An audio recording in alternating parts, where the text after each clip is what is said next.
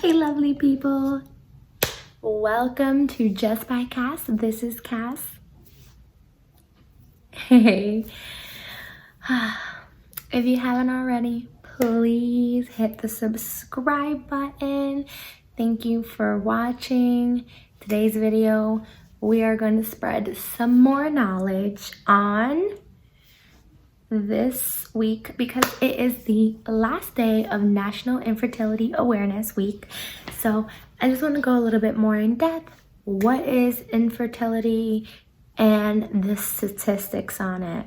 So stay tuned. More stuff coming at you.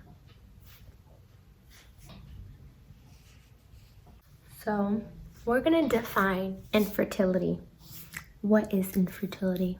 Do you know what infertility is? Do you know what infertility is? Do you know what infertility is? If you do, leave a comment down like below now. All right, so let's ask Siri to define infertility for us. Hey Siri, define infertility.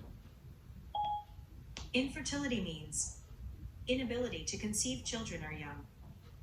Inability to conceive children or young is what Siri just told us. So what that means is not being able to get pregnant.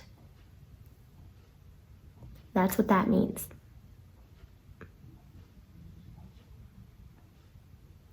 A common side effect of PCOS is infertility, and this is normally caused by irregular,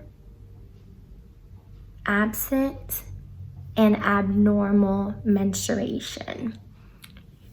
And this is causing it extremely difficult to know when you will be ovulating. So when you don't know when you're ovulating, it makes it a little bit more difficult to conceive, to get pregnant, because now you have to figure out when you're ovulating, because when you're ovulating you have more chances. Now let's get into the statistics. And now let's get into the statistics. The statistics on infertility: 70% of women with PCOS have difficulty getting pregnant. 70%. I didn't get the actual number of how many people that is, but 70% is a high percentage. So that means 30% of women with PCOS have no trouble at all. So it all depends on you, your body, and what you go through. So if you do have PCOS and you haven't been trying, don't automatically think that you're gonna have trouble, because you might be in the 30%, but you also might be in the 70%. So just take that as some knowledge. And then 10% of women in the US ages 15 to 44 have difficulty getting pregnant and staying pregnant. So side note on that, 10% does not seem like a lot, but I got the number for you guys. So that is actually 6.1 million people. 6.1 million people. 6.1 million people. That's just me being dramatic, but that is a lot of people for just 10%.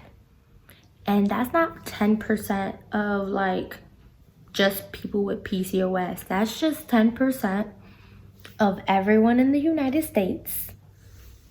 10% of that. 6.1 million people. That's a lot.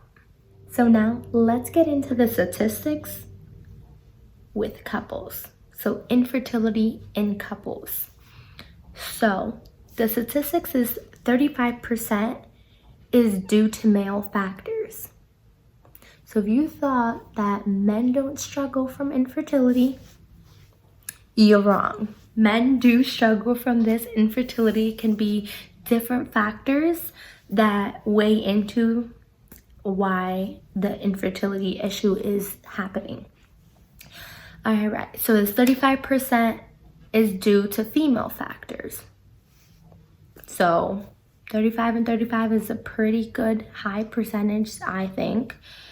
And then let's see, 20% of cases have a combination of both male and female factors. So 20% of cases, meaning, I don't know how much number that is, like I didn't check that, but 20% is a combination. Like it could be something from the female and something from the male. Has different factors. And then 10% are unexplainable. So they do their testing, they try to figure it out, but they don't know what is causing their infertility. So that can be a struggle in itself, not really knowing, not understanding, but that is unfortunately only 10% of people. And like I said before, 10% could be a lot of people. All right, so side note, fertility can affect both male and female, so be considerate, be kind, and be gentle with people's feelings, because you don't know what a couple may be going through. You may think it's the female's fault, you may put blame and pressure on her, and no one should have blame or pressure put on them, male or female. So just be nice, guys, okay? Please and thank you. So, normally infertility can be self-diagnosable. So, you can be tested to figure out the cause of the problem after you've been trying for 12 months. And this can happen, and this can help the next steps of like what to do. So it's self-diagnosable, meaning like if you are trying, really trying, knowing when you ovulate, you know, all that stuff, and having unprotected sex for a whole 12 months, you can self-diagnose yourself. You can also go to the doctor, get testing done to figure out the cause of why the infertility is happening. And you can figure out the next steps of what to do if you want to, you know, continue your trying, you know, continue trying to have a baby and all that good stuff. There's different options out there for you. And I talked about all of that in my previous videos, so I'll link it up here and in the description box below. So if you want to check that out, you can, and you can see all of the possible next steps. Okay? I just want to say to anyone struggling with infertility to be strong. Your time will come. Please be kind to your body and your mind. I'm praying for you, and I am hoping for the miracle baby to come soon. I just want you to never give up. Keep this hope alive, and just know that I'm really here for you. So if you want to send a message, if you want to talk about this, like, I'm here. I'm a great friend. So I'm all ears. Thank you guys for watching. This is Just by Kass, and I'm Kass. If you did like this video, don't forget to give me a thumbs up. And leave a comment if you want to let me know anything, if I missed anything like that. And most importantly, please subscribe. I am posting as much as I can, and I post a lot of PCOS, post anything to do with womanhood now, kind of. So that's where I'm kind of going.